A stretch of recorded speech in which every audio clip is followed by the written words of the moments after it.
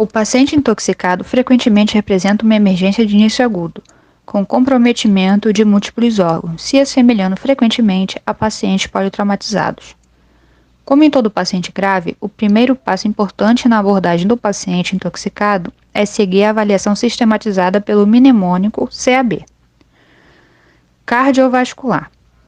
Avaliar o status hemodinâmico do paciente, iniciar fluidos para expansão volêmica se necessário. Sempre realizar um ECG. Algumas drogas podem causar distúrbios de ritmo importantes, e a identificação de alteração inicialmente sutis é fundamental para o manejo do paciente. O tratamento de choque deve ser individualizado para cada tipo de intoxicação, visto que sua etiologia depende do mecanismo de ação do tóxico. Via aérea e respiração. Avaliar a integridade da via aérea e procurar por sinais de depressão respiratória. Em alguns casos, a via aérea avançada pode ser necessária para proteção ou tratamento do paciente. Passos a serem seguidos em pacientes com suspeita de intoxicação. Inconsciente com Glasgow abaixo de 8 ou consciente com insuficiência respiratória.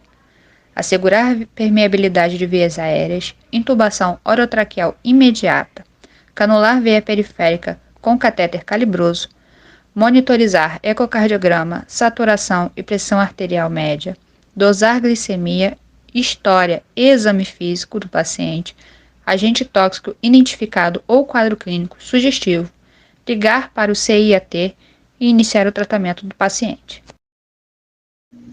A descontaminação deve ser baseada no risco-benefício da técnica escolhida, no tempo e a quantidade de tóxicos ingeridos. Feita a descontaminação quanto antes, podemos prevenir lesão e diminuir a exposição a tóxicos. Os procedimentos a serem realizados são a lavagem gástrica, que é uma técnica que consiste em infusão e aspiração de líquido do estômago com auxílio de uma sonda gástrica, geralmente com soro fisiológico ou água morna. Essa técnica está em desuso, pois não é possível quantificar e identificar o produto da lavagem. Outro método é o carvão ativado, que ele reduz a absorção gástrica do tóxico. Deve ser administrado por via oral ou através da sonda orogástrica. Dose única para adultos, 50 a 100 gramas. Dose única para crianças menores de 5 anos, 10 a 25 gramas. Outro método é a descontaminação externa, que são pacientes que entraram em contato com material radioativo. A descontaminação é feita de acordo com o nível da contaminação.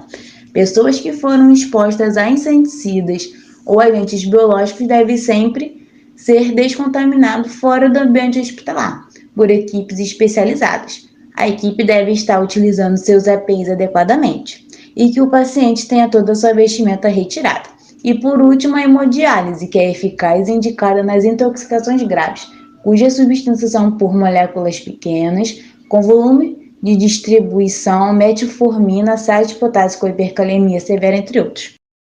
Exames complementares. Além do eletrocardiograma, deve ser feito também hemograma, glicemia, ureia e creatinina plasmática, coagulograma, função hepática, exames de urina, enzimas musculares, gases sanguíneos.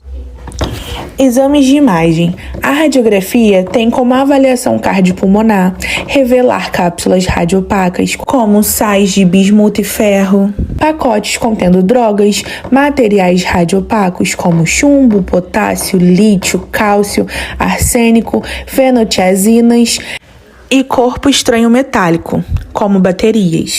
Análises toxicológicas. Pouco útil para tratamento inicial, mas ele é útil em suspeitas de homicídio, assalto ou abuso infantil. Testes qualitativos têm a identificação do agente e podem ser úteis na manutenção e no tratamento específico. Testes quantitativos e semi-quantitativos prediz a evolução da intoxicação, a necessidade ou não do uso do antídoto específico. Diagnóstico diferencial. Os pacientes podem se apresentar agitados ou com depressão do sensório. Alguns exemplos são sepse, meningite, hepatite, hemorragia, infarto encefálico, epilepsia e transtornos psiquiátricos, metabólicos e eletrolíticos. Notificação. A notificação compulsória é uma comunicação a respeito de uma determinada doença ou agravos da mesma, feita às autoridades sanitárias. A notificação é realizada através do SINAM, Sistema de Informação de Agravos de Notificação, por meio de uma ficha de intoxicação exógena. Síndromes ou toxicíndromes são conjunto de sinais e sintomas característicos de um agente intoxicante. Síndromes comuns: síndrome anticolinérgica. Sinais e sintomas: taquicardia, hipertermia, midríase, pele seca e quente, retenção urinária e delírio. Causadores: antihistamínicos, atropina, alcaloides de beladona, dadura, cogumelos, drogas psicoativas, escopolamina, antidepressivos tricíclicos. Síndrome colinérgica muscarínica. Sinais e sintomas: salivação, lacrimejamento, urinação, defecação, câimbras gastrointestinais, broncorreia e bradicardia.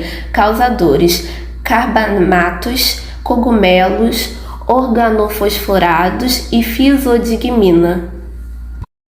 Síndrome colinérgica nicotínica. Sinais e sintomas: midríase, taquicardia, fraqueza, hipertensão, hiperglicemia, sudorese, dor abdominal, paresia. Causadores: picadas de viúva negra, carbamato. Síndrome central. Manifesta sintomas de psicose, agitação, confusão mental, convulsões e coma. Opioide. Tem como sinais e sintomas hipoventilação, hipotensão, miose, sedação e possível hipotermia. Causadores: opioides como carfentanil, norfentanil, oxicodona, morfina e entre outros. Síndrome simpático-mimética. Tem como sinais e sintomas taquicardia, hipertensão, midríase, agitação, diaforese, ataques epiléticos, hipertermia e psicose. Tendo causadores como anfetaminas, cafeína, cocaína, efedrina e entre outros. Sedativos e hipnóticos. Sinais e sintomas: sonolência, falha empastada, nistagmo, atáxia, hipotensão, coma e depressão respiratória. Causadores: barbitúricos, benzodiazepínicos, álcool, GHB e zolpidem. Síndrome serotoninérgica. Resulta do uso terapêutico de medicamentos, da superdosagem de certos medicamentos ou, mais comumente, de interações medicamentosas imprevistas. Síndrome neuroléptica maligna. Tem como sinais e sintomas estado mental alterado, hipertermia e agitação. Ocorre devido à depressão dopaminérgica decorrente do uso de antagonistas da dopamina como antipsicóticos. Suporte clínico, a maioria dos casos, 90%, não há toxicidade grave.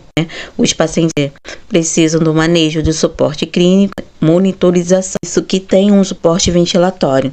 E se o caso for tentativa de suicídio, o paciente só será liberado após o período de observação clínica, que tenha uma avaliação do psiquiatra, que ele possa estar sendo acompanhado em casa e sempre notificar o caso de tentativa de suicídio.